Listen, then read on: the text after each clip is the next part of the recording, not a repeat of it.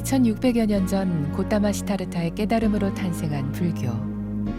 인도에서 시작된 불교는 실크로드를 따라 바닷길을 따라 세계로 뻗어나가 세계인의 종교가 됐습니다. 모든 형성된 것은 변하기 마련이며 고통이다. 그리고 나라고 여길 만한 것은 없다는 혁명에 가까운 사상은 세계인의 마음을 흔들었고, 부처님이 말씀하신 괴로움에서 벗어나는 방법은 전 세계 많은 이들이 선택한 삶의 방식이 됐습니다.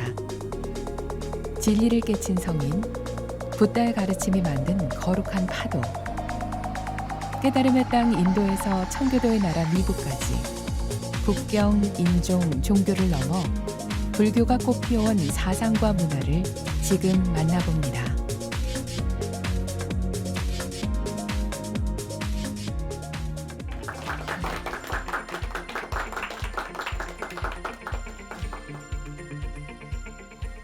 네, 안녕하십니까. 이 시간에는 우리가 독송하는 많은 경전들이 있죠. 그 가운데서도 반야경, 또 화엄경을 꼽을 수가 있는데, 오늘 이 시간에는 바로 지금 말씀드린 반야경과 그리고 화엄경을 주로 유통시켰던 지역인 고대 호탄, 우정국으로 한번 들어가 보도록 하겠습니다.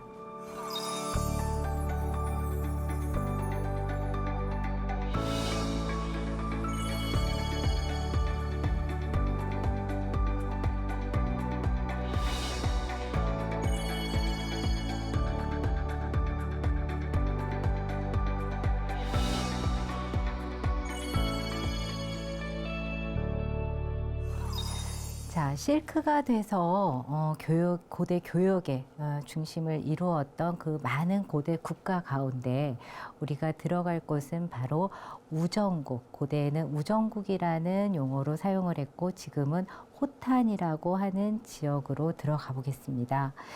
지도에서 보시는 바와 같이 이 호탄은 타클라마칸 사막을 북쪽으로 두고, 그리고 남쪽에는 바로 옥이 난다고 하는 그 골륜 산맥을 끼고 있는 그 사이에 고대 오아시스 국가이면서 동시에 지금은 이 신장 위구르 자치구라는 이 지역에서 가장 부유한 그런 동네이기도 해요.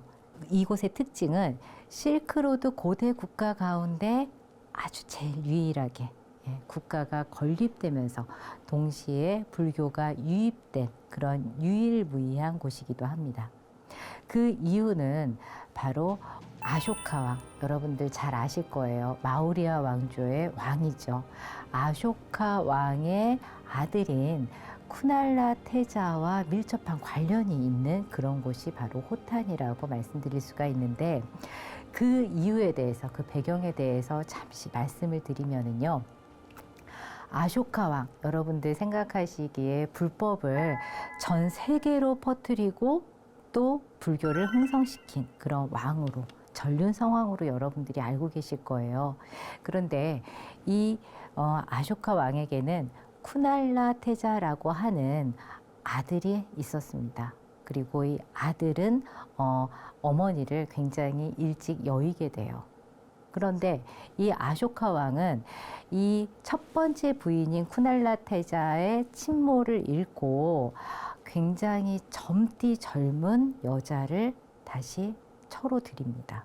그런데 이 젊은 여자의 나이가 바로 여기 쿠날라 태자와 나이가 거의 비슷비슷했어요. 자, 아쇼카 왕의 생김새를 잠시 말씀을 드리면은요, 굉장한 전륜 성왕임에도 불구하고 외모가 딱 저라고 생각을 하시면 돼요. 딱 저예요. 자, 어떤 부분이 저일까요? 자, 제가 여러분들 뵙기 위해서 화장을 했어요. 화장을 벗겨내면 까매요. 네, 피부가 좀 까맣습니다. 그리고 제가 여러분들 뵙고 이쁘게 보이려고 구두도 높은 거 신었어요. 제가 내려가 볼까요? 구두 벗고? 자, 한번 내려가 볼게요. 갑자기 쓱 내려가죠? 너무 확 내려가죠? 자, 너무 흉하니까 다시 신겠습니다. 이런 지금까지 말씀드린 피부가 검고 또 키가 작은 그런 모습만이 아니라 자, 제 옆모습 한번 보세요. 자, 코가 낮아요, 높아요? 바로 이 모습, 제가 지금 보여드린 이 모습이 아쇼카 왕의 모습이었습니다. 이 아쇼카 왕한테 아쇼카 왕 아버지를 닮지 않은 너무나도 훌륭한 아들이 한 명 있는 거예요. 그 이름부터 한번 살펴보면요. 얼마나 이 아름다운 외모를 가졌는지 히말라야에서 흰 눈을 먹고 산다는 전설의 새의 이름이 바로 쿠날라라는 그런 새가 있어요.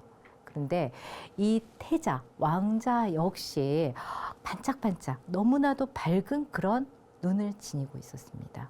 그래서 누구나 한 번쯤 보면 반할 수밖에 없는 그런 외모를 가진 태자였는데 계모가 저같이 생긴 이런 외모의 남편을 보다가 태자를 보면 항상 옆에서 꼬셔요.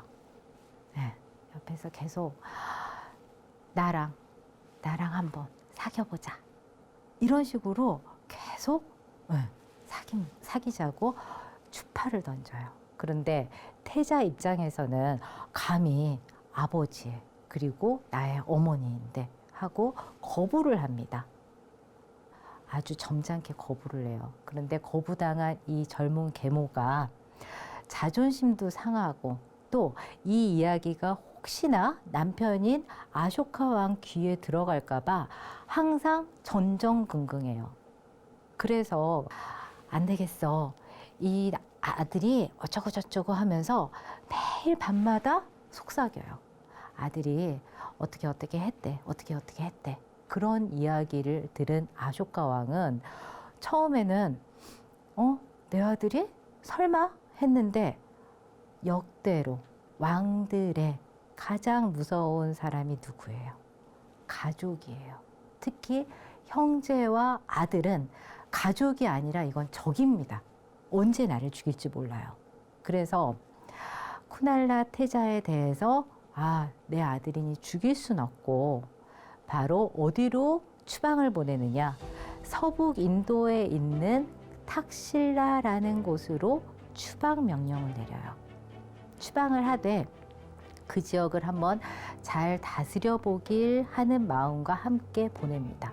그래서 이 쿠날라 태자는 이곳에 당도한 이후 어떤 선정을 베푸는 그런 정치가로서 그래서 많은 대신들 그리고 국민들에게 환영받는 그런 모습을 보여주게 되죠. 그래서 아버지인 아쇼카 왕 역시 인도 내부에 있으면서 소식을 들으니 참 대견하네 하면서도 이미 계모를 통해서 이야기를 들은 바가 있어요. 그래서 한편으로는 대견하고 자랑스러우면서도 한편으로는 어떻겠어요? 얘가 혹시 여기서 이끌고 나를 왕위에서 내리진 않을까? 라는 고민에 휩싸여요. 그런 모습을 본 이 계모, 쿠날라 태자의 계모는 끊임없이 이야기를 합니다. 그래서 급기야는 위조 문서를 만들어서 왕명이라고 하고 어떻게 해요? 태자의 두 눈을 뽑게 합니다. 왕명이니 태자의 두 눈을 뽑아라. 그래서 탁실라의 많은 사람들은 이 쿠날라 태자의 두 눈을 잃게 되는 그런 장면을 보면서 두 눈을 봉안한 이런 쿠날라 태자의 탑을 마련을 하게 돼요. 그래서 지금도 이렇게 탁실라에는 시르캅이라고 하는 고대 도시 유적의 맨 끝자락 언덕에 쿠날라 태자 탑이 있는데 지금은 아무도 이 쿠날라 태자 탑을 봐주지 않아요.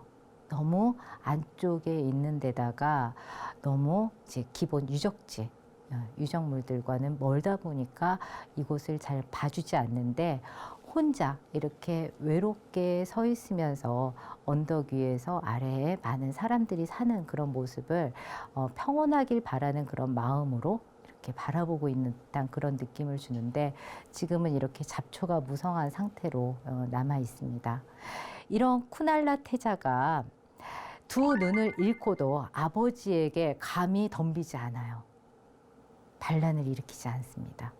그래서 이 쿠날라 태자는 많은 대신들과 이곳에서 안정적으로 그렇게 살고 있는데 역시 아쇼카 왕이 다시 두 눈을 뽑았는데도 나한테 덤비지 않네?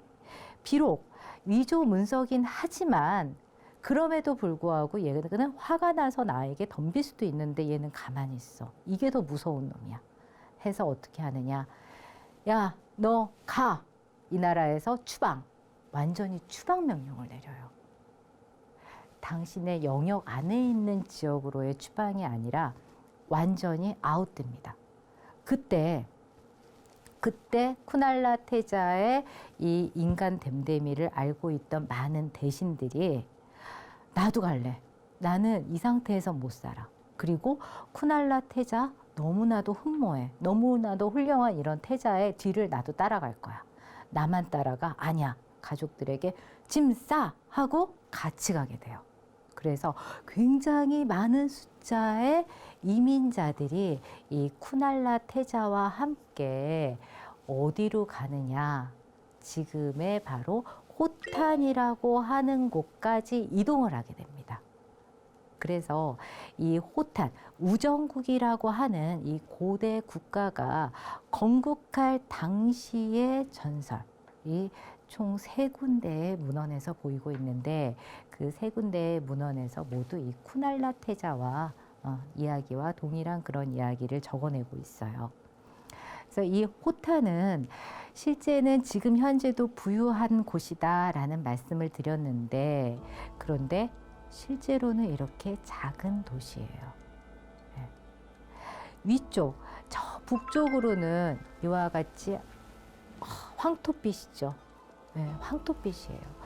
완전히 사막이에요. 그리고 남쪽으로는 저쪽 위로 사막인데 여기에는 물도 흘러. 그리고 도시 가운데로 또 물도 흘러요. 이 물은 바로 곤륜산에서 흘러나오는 백옥감입니다. 곤륜산이 해발 5,000m가 넘어요. 그러다 보니까 항상 만년설이 있고 그리고 위에서부터 여름에는 물이 녹아서 이렇게 백옥강 또 흑옥강으로 강을 이루는 그런 형태를 보이고 있어요. 그리고 이 강에서는 이처럼 이렇게 옥을 캐는 사람들이 있어요. 우리 사금하는 거 보셨죠? 그 금 채취하는 거. 그 금을 채취하는 것처럼 이곳에서도 돌을 하나하나 줍습니다. 그리고 돌을 깎아내 보면 그 안에 옥이 있는 거죠. 그러다 보니 이 곤륜산을 이제 장비를 동원을 해서 파기도 하고 또 돈이 없는 사람들은 이렇게 백옥강이나 흑옥강에서 옥을 채취를 하는데 이 주변에는 이렇게 옥시장이 엄청나게 많이 있어요. 그래서 아주 큰 바위부터 시작해서 다 가공이 된 그런 옥을 팔기도 하는 곳이 바로 이 호탄입니다. 그런데 고대 중국 황실에 납품하는 옥을 바로 이 호탄이 담당을 했어요. 이 얘기는 뭐냐면 건국과 동시에 그리고 훨씬 그 이전부터 바로 이 호탄은 옥의 생산지. 그러면 불교 그 속에 어떻게 들어갔을까? 그리고 불교 하면은 석굴에서 수행을 하는 인도의 어떤 석굴 문화라는 부분도 생각을 해볼 수 있는데 그러면 곤륜산에 석굴을 뚫었을까요? 그래서 일단은 곤륜산을 해치지 않는 범주의 어떤 사원 형태가 바로 이곳에서는 나타나게 돼요.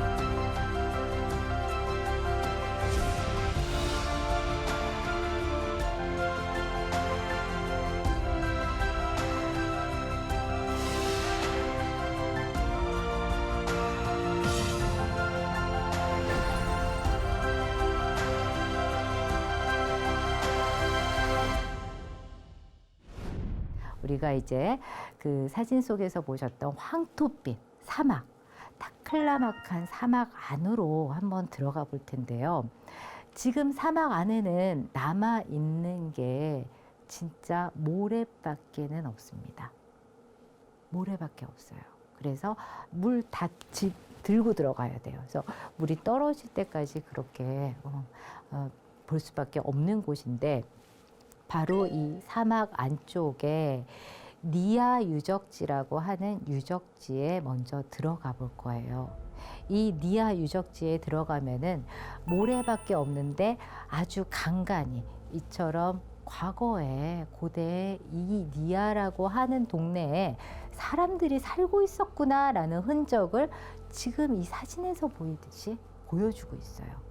사람이 살았던 가옥의 형태가 나머지 부분은 다 없어지고 건조한 기후 그리고 강렬한 햇볕에서 버틸 수 있는 그런 나무를 그 당시에도 썼고, 지금 현재 그래서 남아있는 이 목조, 골자만 남아있는 그런 모습을 볼 수가 있는데, 이 외에는 가도 끝이 없이 모래밖에 펼쳐져 있지 않습니다.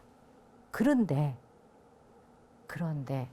우리가 만날 수 있는 건축물이라고는 딱 하나, 바로 불탑입니다. 지금 보시는 것이 바로 불탑인데요. 자, 불탑의 형태가 저게 불탑이야? 라고 보실 것 같아요. 근데 일단 이 주변을 보시면은 끝없이 펼쳐진 그런 모래 사막밖에는 보이지 않는데, 이 주변에 그 어떤 것도 남지 않고 단 요 항구만 남아 있어요. 자세히 보시면은 벽돌 형태와 그 사이사이를 채우고 있는 접착제 역할을 했던 그런 진흙을 발라서 벽돌을 쌓고 또 쌓은 그런 형태, 그리고 형식적으로 보면 아랫부분 기단부라고 하죠. 부처님의 불탑을 세울 때 기본적으로 이렇게 기단을 세웁니다. 근데 그 기단의 형태가 네모난 형태, 반형의 기단을 가지고 있어요. 그리고 위로 복발부, 그 나머지 부분은 지금 없어졌죠. 없어지고 남은 부분만 봤을 때에는 탁실라 그리고 간다라라고 하는 우리가 지나왔던 쿠날라 테자를 통해서 우리가 봐왔던 바로 그 탁실라 지역에서 맨 처음 시작된 그런 불탑의 형태가 바로 이곳에서 발견이 되고 있어요. 그리고 유일하게 남은 사막 한가운데서 유일하게 남은 것이 바로 불탑 항구밖에 없다. 그러면 불탑이 이렇게 세워졌을 때는 결국은 여기가 뭐다? 사원지였던 거죠. 사원지였는데 바로 이곳에 사원지를 마련을 하고 그 주변에 아까 보셨던 것 같이 이렇게 사람들이 살고 있었던 흔적을 찾아볼 수 있어요.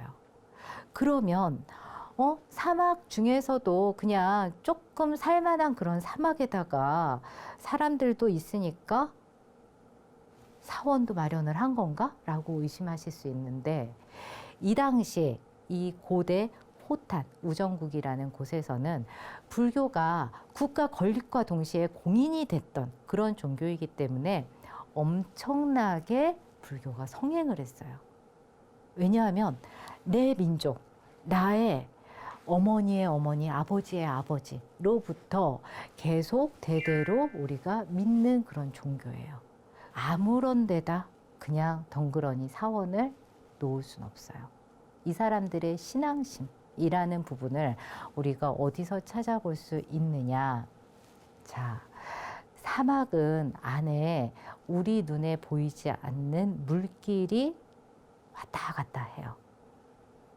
그냥 우리 눈에는 보이지 않고 겉은 삐쩍 말라 있는데 그 안에는 물길이 계속 이쪽으로 흘렀다가 저쪽으로 흘렀다가 세월이 가면 또 다른 데로 이동을 하는 그런 특성을 갖고 있고, 이 니아라는 곳에 이렇게 지금 중간중간 푸른 그런 식물도 볼 수가 있죠.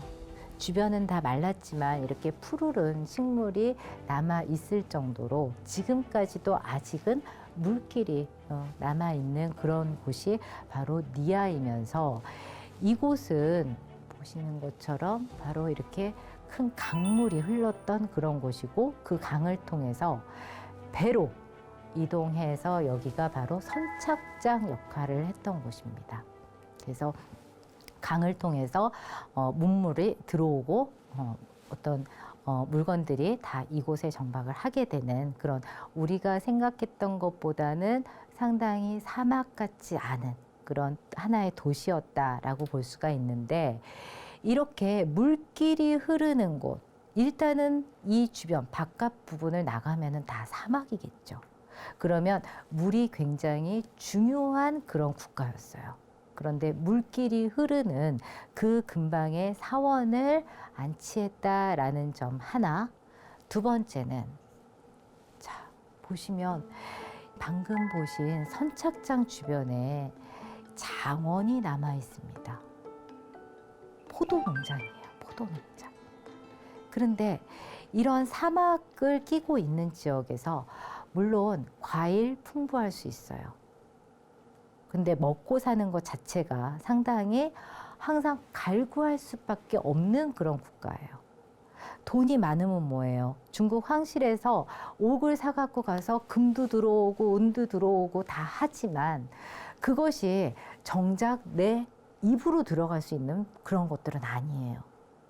그래서 이렇게 농장을 지을 수 있는 땅은 이 사람들에게 굉장히 귀한 것이죠. 그럼에도 불구하고 이 땅의 일부를 불교 교단에 희사를 합니다. 자, 이 장원에는요, 또 이렇게 포도를 보관했던 항아리도 지금 현재 있어요. 땅 깊이 묻혀 있어요. 그래서 이 항아리 안에 포도를 넣어두고 저장 창고로 썼는데, 지금 쉽게 이야기하면 와인 창고의 역할을 했던 그런 마을의 일부가 이런 식으로 운영이 되고, 또 마을 한쪽에는 사람들이 살고, 그런데 그 중앙에 무엇이 앉혀져 있었느냐? 바로 사원이 앉혀져 있었던 거죠. 결국 이렇게 보면 지금은 사막화됐지만 일단 그 당시에 어느 만큼 불교가 성행을 했는지라는 것을 짐작을 해볼 수가 있고, 그 성행의 배경에는 누가 있었을까요? 바로 일반 대중들. 일반 대중들이 자신의 땅과 자신의 먹을거리를 희생하면서 바로 이렇게 사원을 짓는, 그리고 여기에 공양을 하는 그런 모습을 보였던 것이 호탄 민족의 그런 그 불교적인 삶이라고 이야기를 할 수가 있어요. 자, 지금 보셨던 것은 사막 완전히 안쪽으로 들어갔어요. 그러면 여기 하나만 가지고 지금 제가 말씀드린 것처럼 이 사람들의 삶이 그랬어 라고 단정 지을 수는 없겠죠. 다른 곳으로 한번 가볼게요. 라왁 사원지라고 하는 또 다른 사원지의 모습입니다. 이곳은 조금 전에 보셨던 니아보다는 조금은 사막화가 덜 된 곳이에요. 지금 현재는 이 라왁 사원지가 접근도 용이하고 그러다 보니까 중국 정부에서 둘레길을 이렇게 만들어 놨어요. 그런데 맨 처음 발견됐을 때에는 영국의 탐험대가 이곳을 발견을 하고 여기를 조사를 하게 됩니다. 그리고 그 이후에는 방치하고 있다가 지금 현재 많은 사람들이 찾는 그런 유적지이다 보니까 이렇게 관리를 들어가게 되는데, 이 불탑의 형식 역시 보시면 니아의 불탑과 같이, 자, 아래에 기단부가 있죠. 그리고 탁실라, 그리고 인도의 불탑의 특징 중에 하나가 지금 우리나라 땅에 있는 불탑은 불탑 기단 위로 올라갈 수 있다 없다? 없죠. 올라가면 혼나요. 올라가면 무지 혼나요. 그런데 인도든 이곳 간다라 서북인도 탁실라 또 이곳에서는 어떤 불탑이냐? 기단부로 올라갑니다. 계단이에요. 이것이 사방에 계단이 나 있어요. 그리고 어떻게 해요? 부처님 최대한 가까이 가서 우리 탑돌이 알죠? 네, 탑돌이 하듯이 그 기단 위에서 부처님 복발 주변을 돌게 돼요. 지금 현재는 발굴된 이후에 아무것도 지금은 남겨져 있지 않아요. 그런데 발굴 당시의 모습을 한번 보시면은요, 발굴했을 당시에 지금보다는 좀 많이 남아 있었어요. 그래서 발굴하고 보니까 중앙에 불탑이 이런 모양이었을 거다, 이런 모습이었을 거다라는 것을 복원도로 마련을 했습니다. 그리고 그 당시까지는 이렇게 회랑처럼 사방을 둘러싸고 있는 담장이 있었어요. 그 담벼락 안에 또 아주 중요한 우리가 봐야 할 만한 것들이 또 남아 있었습니다. 자, 그 봐야 할 것은 조금 뒤로 미루고 아까 말씀드린 것처럼 이렇게 계단을 올라가서 복발부 주변으로 탑돌이를 하는 그런 그 불탑의 형식, 또 이 회랑을 주변으로 해서 문을 들어갑니다. 그리고 어떻게 해요? 돌 수 있어요. 이 회랑을 주변으로 해서. 회랑 안에서 탑을 보면서 돌 수가 있어요. 그럼 이 회랑은 왜 만들어졌을까?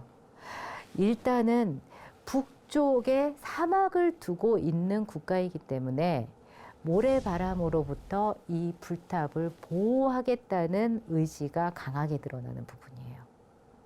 두 번째는 이 회랑 안에서 우리가 확인해야 될 게 있다고 말씀드렸는데, 자, 보시면은 여기 숫자들이 막 써져 있죠.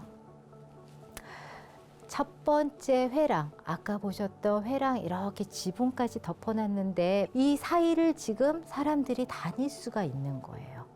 복도예요. 그런데 맨 안쪽의 벽에 그 안쪽에 이렇게 동글동글 돼 있고 숫자들이 있는데 거기에 불보살상들이 모셔져 있었습니다. 그만큼 부처님을 갈망하는 그런 그들의 어떤 신앙 행위를 우리가 여기서 확인을 해볼 수가 있는 거죠. 자, 지금은 남아있지 않습니다. 지금 현재는 남아있지 않는데 그 1900년대에 발견했을 당시에 영국 사람들이 사진을 찍었어요. 보시면 벽이 안 보여요. 조금 전에 보셨던 그 벽에 이렇게 많은 불보살상들이 빼곡하게 들어있어요. 그런데 제가 쿠날라 태자 이야기하면서 탁실라에서 여기까지 왔어요 라고 말씀드렸는데, 자, 부처님 모습, 불상도 같이 왔어요.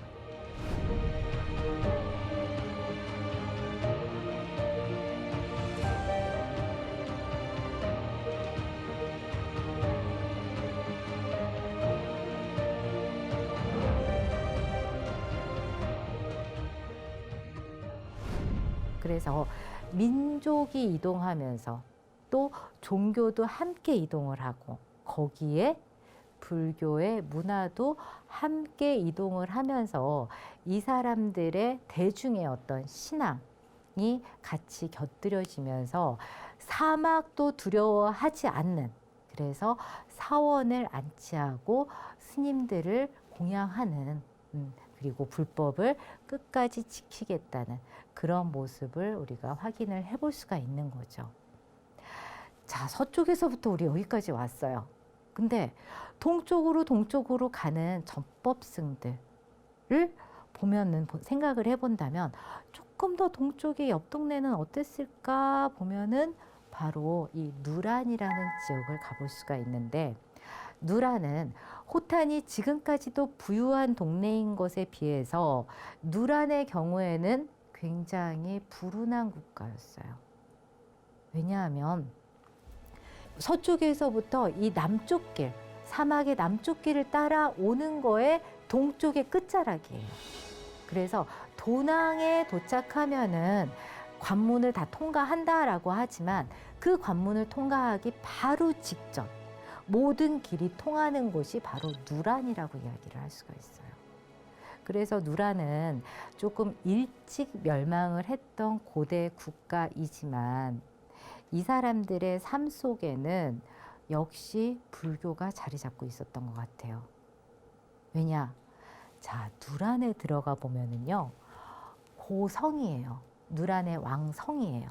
그런데 우리 역대로 왕성 안에다가 사원을 짓는 예는 많지 않아요. 왕성 바깥쪽에 지어요.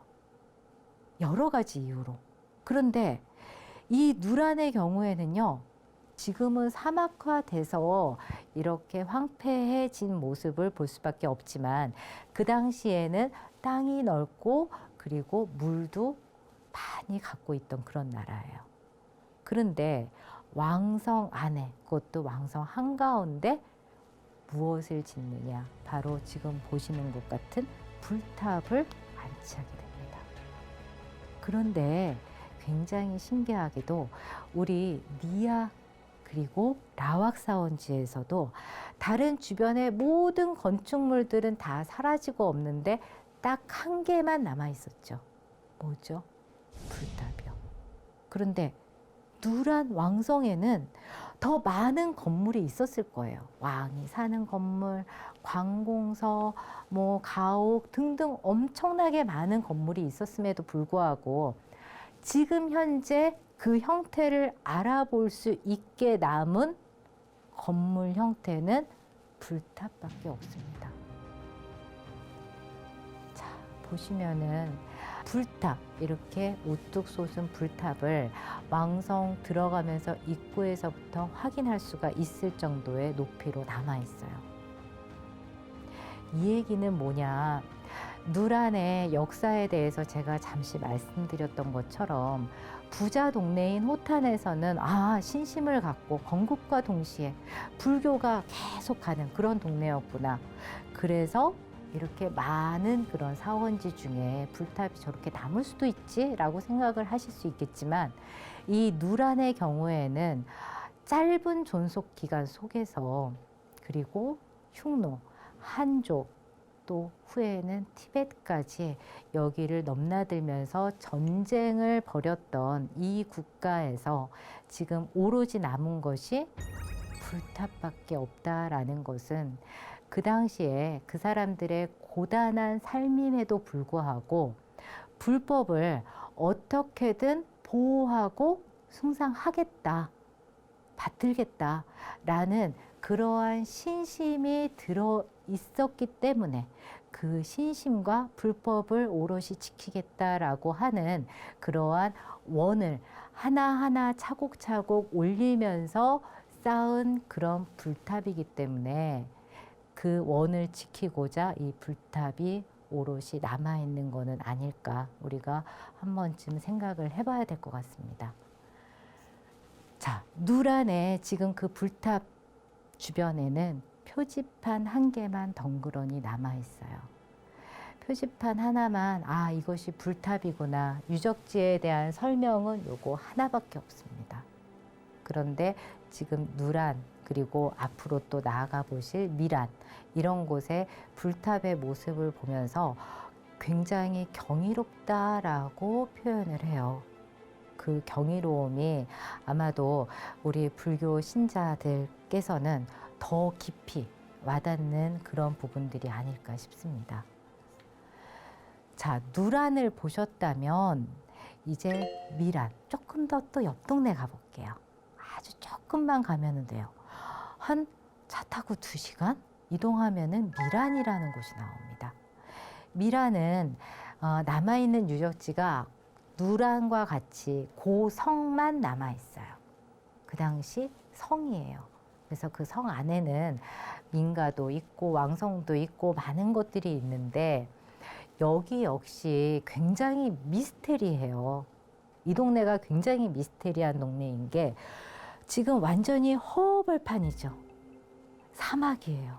그런데 여기가 무슨 이게 고성이야? 라고 하실 텐데 이 주변에 지금 다 둘러쳐놨어요. 여기 고성입니다 하고 둘러쳐놨어요. 안에 들어가 보면 남아 있는 것이 지금 보이시는 것처럼 불탑밖에 없습니다. 정말 미스테리하죠. 그런데 이 고성이 왜 이렇게까지 황폐해졌을까? 보시면은요, 미란 불탑인데 그 긴 세월 동안 모래바람으로 인해서 불탑에 지금 이만큼이 모래로 뒤덮인 거예요. 밤에 모래바람이 어느 정도냐면요, 낮에는 40도가 넘어요. 그런데 밤에는 차가 흔들릴 정도로 모래바람이 강하게 붑니다.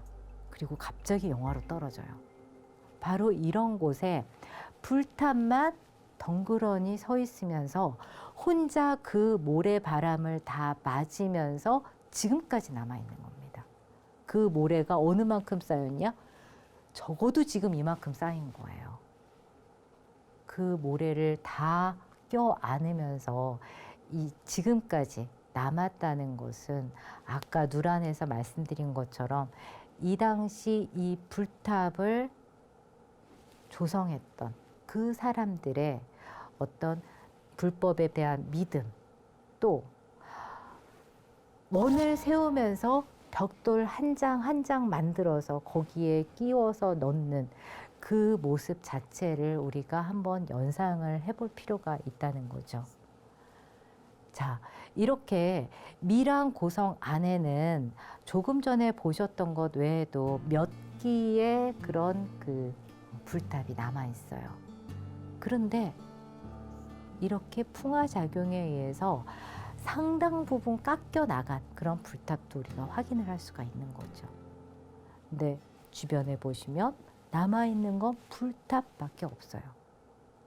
자, 여기서 계속 불탑만 보시니까 나도 이제 나가서 불탑만 지을까? 불탑만 조성할까? 라고 하실 수도 있는데, 여기에 남아있는 또 다른 유적지가 바로 유일하게 미란 국가에서 사용을 했던 고성이 남아 있습니다. 그래서 지금 현재 중국 정부에서 복원 작업을 하고 있는데, 여기서 잠시 이제 잠깐 딴 데로 나갔다 와 볼게요. 이 고성을 말씀드릴 때. 지금 쭉 사막의 남쪽 길을 따라서만 말씀을 드렸는데, 이 남쪽 길보다 더 남쪽에 어떤 민족이 살고 있었느냐? 바로 티베트. 여러분들 요새 이제 티베트라고 하면은 상당히 이제 많은 그런 생각들이 드실 거예요. 그런데 티베트 민족이 이보다 조금 더 남쪽에 산맥을 넘어서 살고 있었는데, 이 미랑 고성, 현재 보시는 이 고성의 역할은 왕이 이곳에 머무는 곳이기도 하면서 동시에 티베트 쪽이 7세기 무렵이 되면은 굉장히 강성해져요. 그래서 이제 서북인도 쪽에 일부 그 민족들은 뭐라 그러냐, 다른 그 민족이 쳐들어오는 것보다 티베트 쪽이 점령을 할 때에는 사자들이 뛰어서 이곳을 점령하는 것 같은 느낌이라고 할 정도로 무서워했어요. 그러다 보니까 이곳에서도 항상 이 7세기 무렵이 되면은 티벳에 대해서는 경계를 합니다. 그래서 왕이 사는 이곳의 성에 동시에 뭐를 설치하느냐? 봉화대를 설치해요.